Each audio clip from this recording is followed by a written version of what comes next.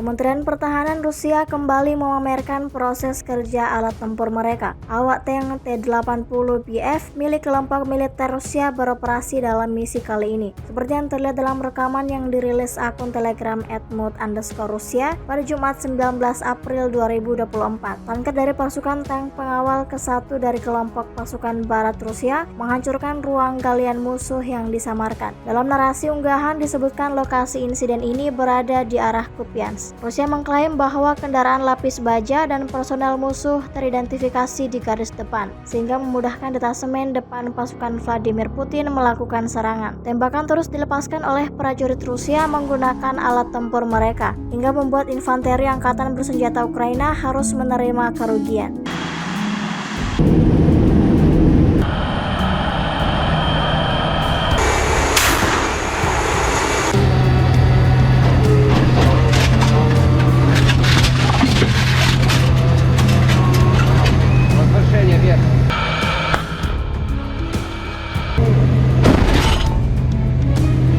Заряжай!